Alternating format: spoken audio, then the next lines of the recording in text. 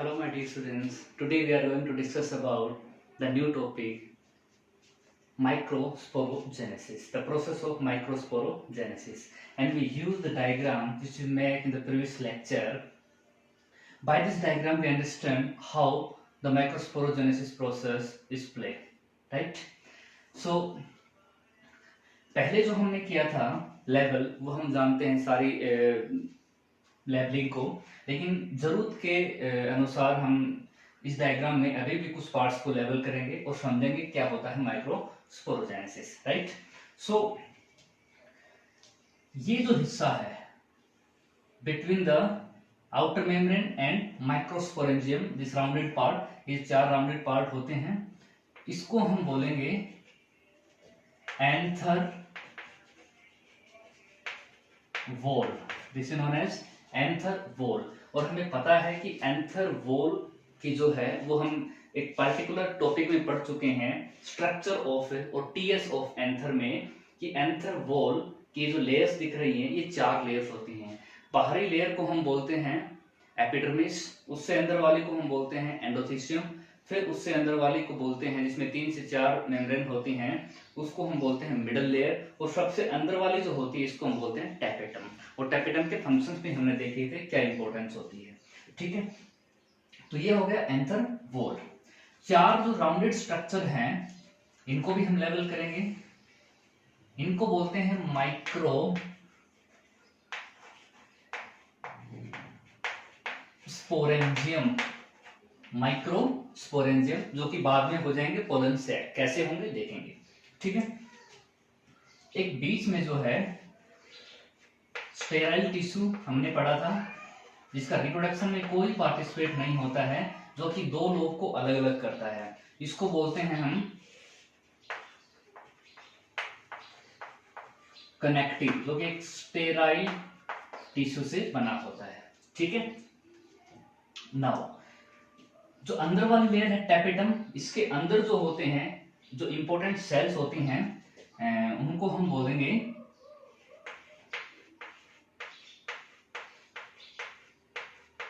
आर्केगोनल cell या आर्कस्पोरेंजियल cell, या फिर हम बोलते हैं इनको स्पोरोजेनल सेल या स्पोरोजिनस सेल। तो इनको हम नाम देंगे बेटा sporogenous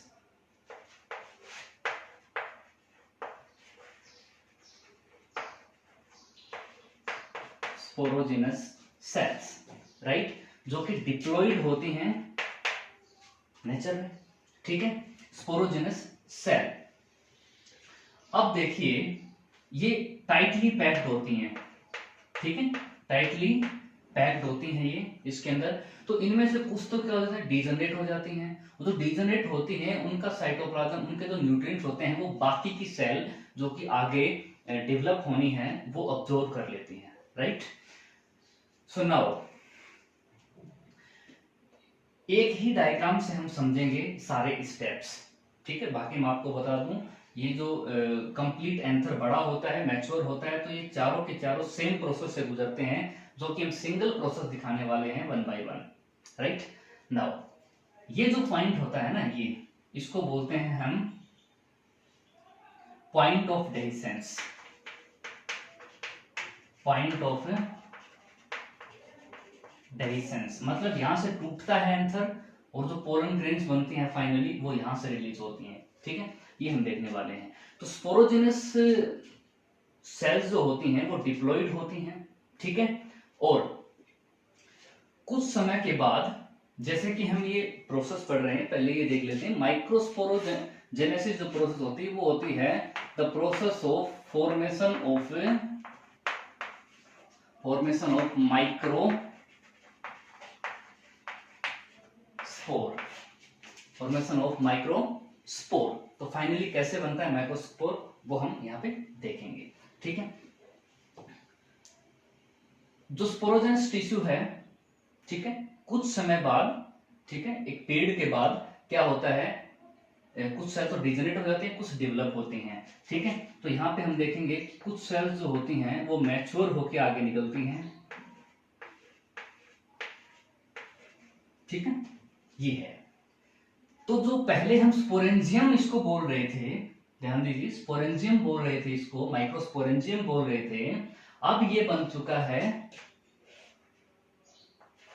pollen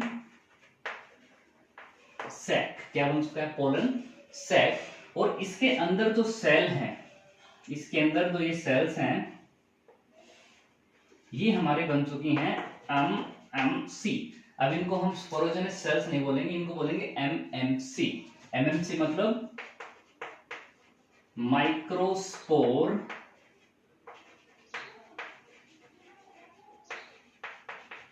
mother cells. Microspore mother cell, जैसे नाम से ही पता चल रहा है कि माइक्रोस्पोर मदर सेल, ऐसी मदर सेल हैं जो कि क्या प्रोड्यूस करेंगे? माइक्रोस्पोर को यहाँ पे प्रोड्यूस करने वाली हैं। ठीक है, और ये भी क्या होती हैं? They are diploid in nature. ठीक है, तो वही पढ़ते हैं एक माइक्रोस्पोर को, वो कैसे आगे प्रोसेस में इन्वॉल्व होता है। ये है एक एमएमसी, माइक्रोस्पोर मदर सेल। ये माइक्रोस्पोर मदर सेल क्या होती है? It is diploid in nature, और इसके अंदर होता है बेटा मियोसिस। क्या होता है? मियोसिस। और मियोसिस होता है, आपको पता है माइटोसिस मियोसिस क्या होता है? सिंपल मैं आपको समझा देता हूं कि कोई भी एक डिप्लॉयड सेल है और उसके अंदर होता है माइटोसिस। क्या होता है? माइटोसिस। तो रिजल्ट में जो सेल बनेगी वो क्या होंगी? डिप्लॉयड ही होंगी। डिप्लॉयड से डिप्लॉयड ही बनेगी, मतलब इक्वल नंबर ऑफ क्रोमोसोम यहाँ पे ट्रांसफर होंगे। तो इसको हम बोल देते हैं इक्वेशनल डिवीजन। +1 में हम पढ़ चुके हैं इक्वेशनल डिवीजन। यदि कोई सेल, डिप्लॉयड सेल, जिसके अंदर होता है मियोसिस, और रिजल्ट में जो सेल्स बनती हैं वो क्या होंगी? यानी कि मियोसिस में कोई भी डिप्लॉयड सेल के अंदर मियोसिस होता है तो रिजल्ट में 4 सेल बनती है फाइनली, जब मियोसिस कंप्लीट होता है। ठीक है, और चारों क्या होंगी? हैप्लॉइड होंगी। हैप्लॉइड होंगी मतलब जो क्रोमोसोम नंबर है वो रिड्यूस हुए हैं, हाफ हुए हैं, तो इसलिए इसको बोल देते हैं रिडक्शनल डिवीजन। क्या बोल देते हैं? Reductional division, right. सो इसको एक बार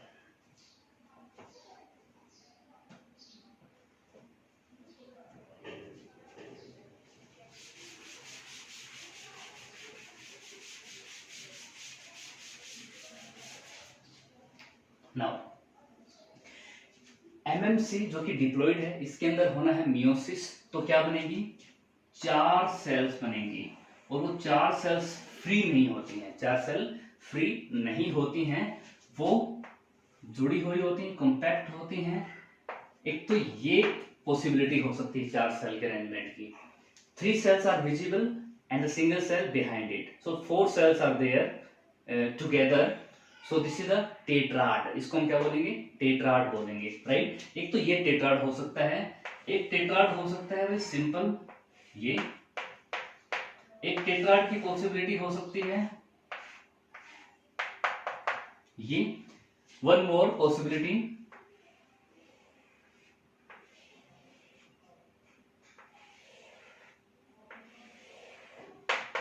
four cells are like that, right? So ये 4 होते हैं। ये जो होता है it is the most common tetrad in angiosperm, जिसको हम नाम देते हैं टेट्राहेड्रल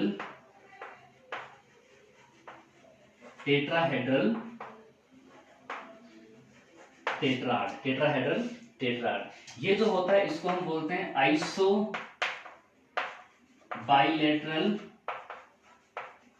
टेट्राड, इसको हम बोलते हैं लीनियर टेट्राड, और ये जो होता है इसको बोलते हैं अपशेप्ड tetrad.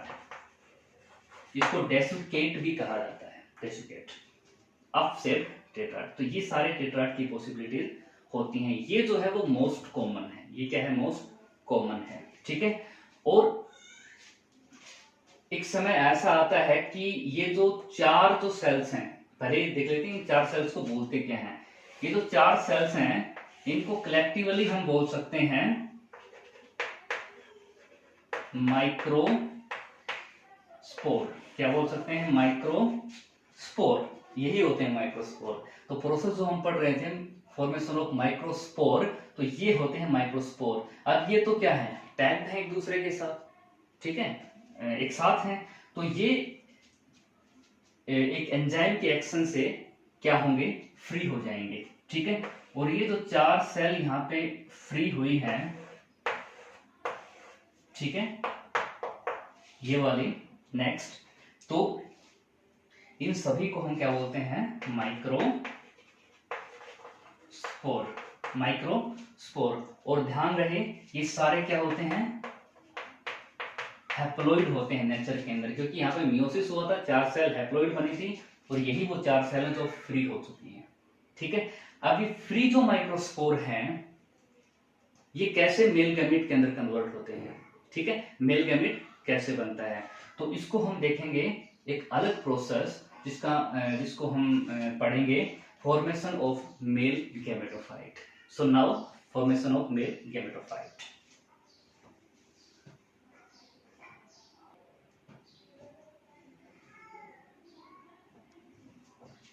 So now we discuss the another process, formation of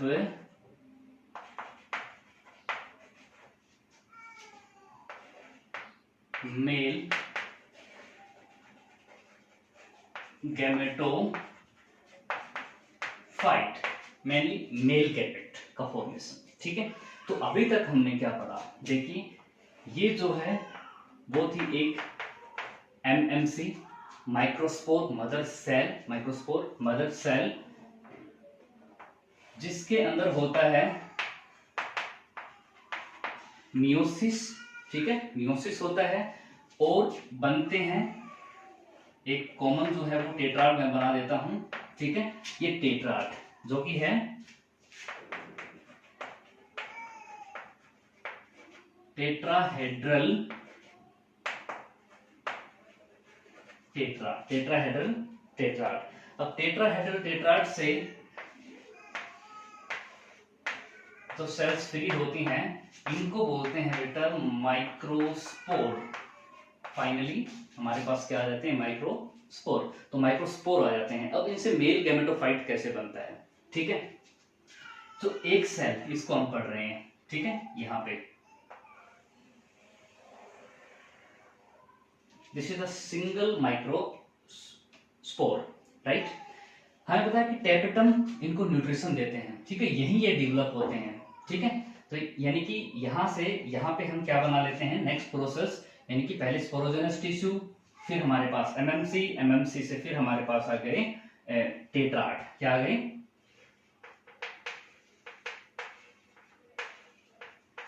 ये सारे क्या है, टेट्राड, राइट, टेट्राड। तो टेट्राड से नेक्स्ट प्रोसेस क्या होगी, माइक्रोस्पोर, ठीक है, माइक्रोस्पोर। और माइक्रोस्पोर क्या होंगे, अभी डेवलप होंगे, इसमें देखिए मेल गैमेटोफाइट में।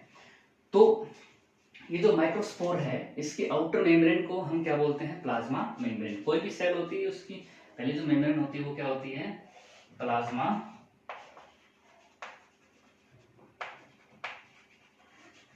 मेम्ब्रेन। और जो टेपेटम है ये क्या रिलीज करती है, एक सब्सटेंस जो मैंने आपको बताया था, स्पोरोपोलेनिन। क्या करते हैं, स्पोरोपोलेनिन। और वो स्पोरोपोलेनिन इसके चारों ओर डिपॉजिट होता है, ठीक है। तो कैसे, इससे जो नेक्स्ट लेयर होती है,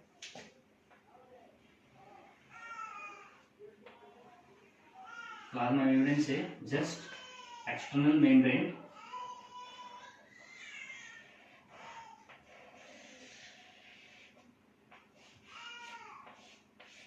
इसको बेटा हम बोलते हैं intine, this is known as intine, this is the intine. उसके बाद स्पोरोपोलेनिन की कवरिंग होती है, ठीक है, यहां पे देखिए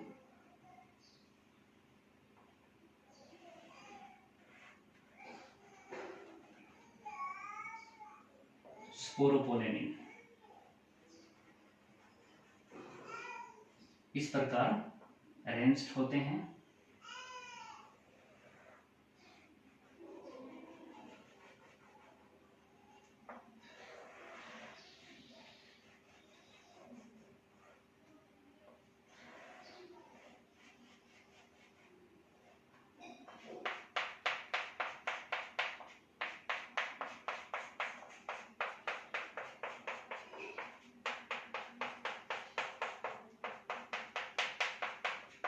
this one is the sporopollenin layer, ठीक है। और इसको हम बोलते हैं एक्साइन, इसको हम क्या बोलते हैं, और एक्साइन। और एक्साइन बनी होती है किससे, स्पोरोपोलेनिन, किसकी बनी होती है, स्पोरोपोलेनिन, जो कि मोस्ट रेजिस्टेंट सब्सटेंस है। ओके, इसको कोई एसिड या कोई एंजाइम, ठीक है, या बाय टेम्परेचर ये डिजेनरेट नहीं हो सकती, ये नहीं टूट सकती, और ये डाइजेस्ट नहीं हो सकती, ठीक है। तो ये हार्ड होती है, इसलिए ये काफी लंबे समय तक जो है ये किसी भी कंडीशन में रह सकती हैं लाइफ, ठीक है। तो एंजाइम, अब जो है ये तो हो गया आउटर कवरिंग, ठीक है। एक जो सेल हमने पढ़ी थी, this is the diploid cell. एक डिप्लॉइड सेल के अंदर मियोसिस होता है तो चार क्या बनती हैं, हैप्लॉइड सेल। ये चारों क्या है, हैप्लॉइड सेल है, और ये भी क्या है, हैप्लॉइड सेल। सो इसका जो न्यूक्लियस होगा वो भी क्या होगा, हैप्लॉइड न्यूक्लियस। क्या होगा, हैप्लॉइड न्यूक्लियस, राइट। और ये इसका साइटोप्लाज्म, साइटोप्लाज्म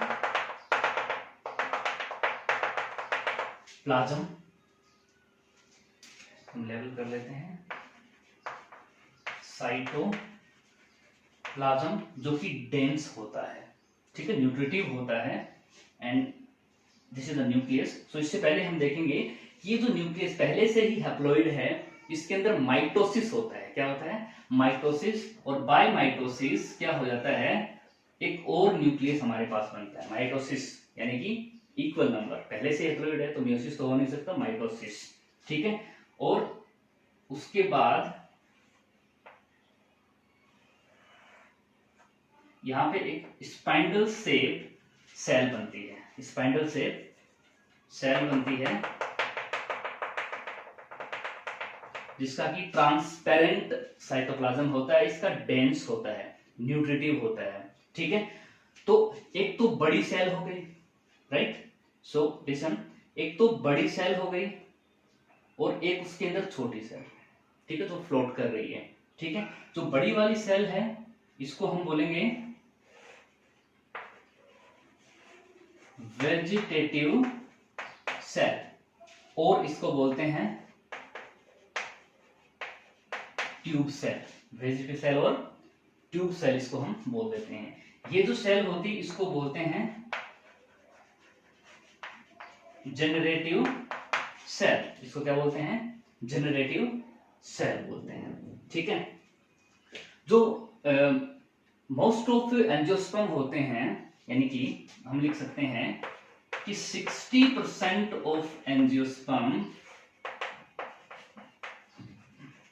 उनके अंदर जो पोलन ग्रेन बनती हैं वो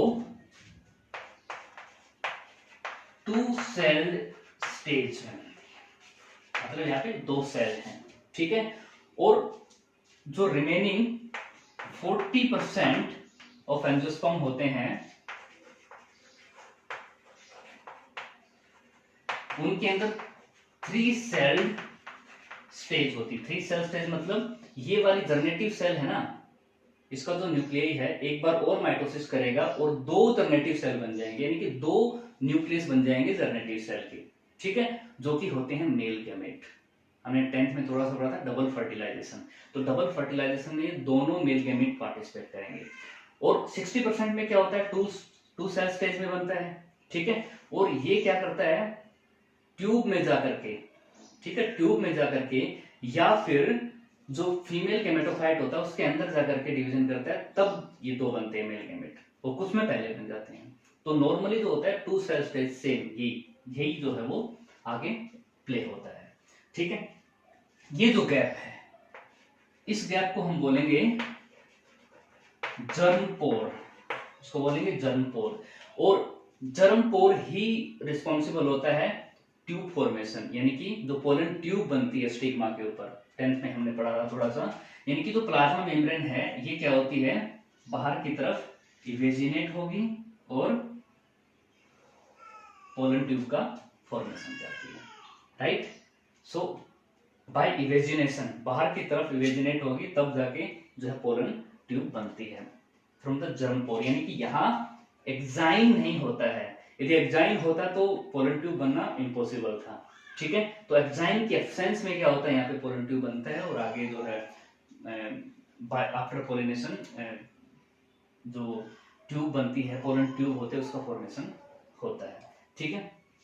तो ये था, ये जो स्ट्रक्चर है, यानी कि ध्यान दीजिए, MMC then tetrad, microspore, and the single microspore are converted into that cell, and this cell are known as pollen grain. इसको हम क्या बोलेंगे अब, pollen grain. This is the pollen grain. और यहाँ पे जो है वो pollen grain बन करके तैयार हो जाते हैं, ठीक है। और ये pollen grain अब यहां ये जो हिस्सा होता है,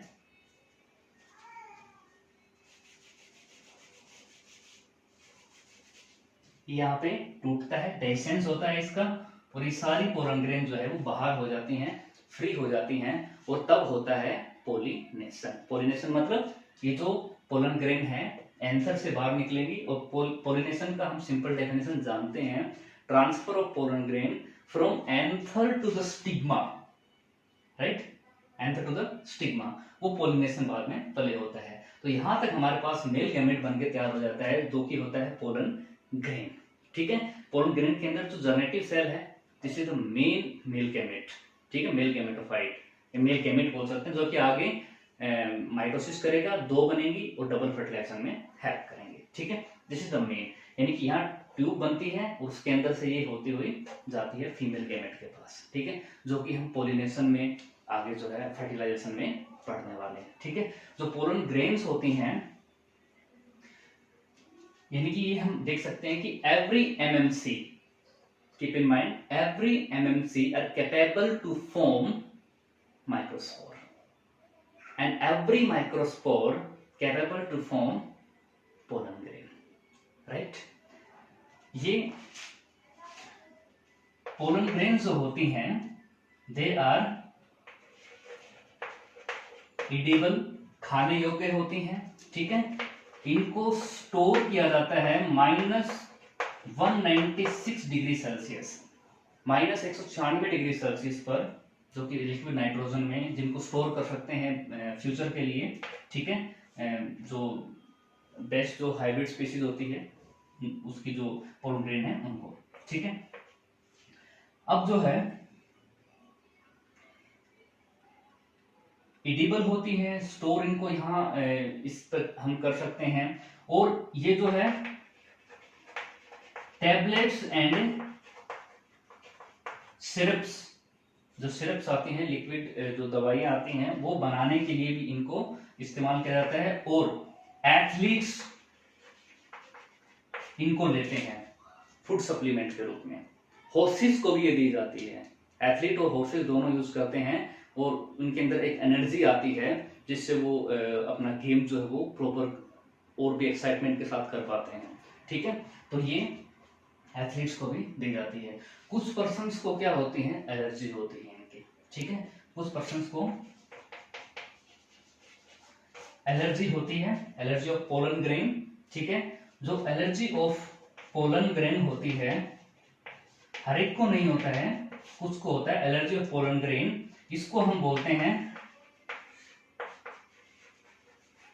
हे फीवर, क्या बोलते हैं, हे फीवर, राइट।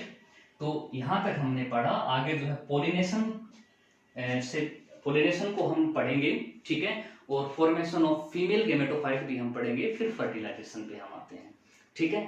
तो आज के लेक्चर में जो हमने पढ़ा, इसको एनसीईआरटी साथ में रख के पढ़िए, ठीक है, और जो प्रॉब्लम्स आती हैं वो आप कमेंट करके बताइए, ठीक है। And thank you for watching.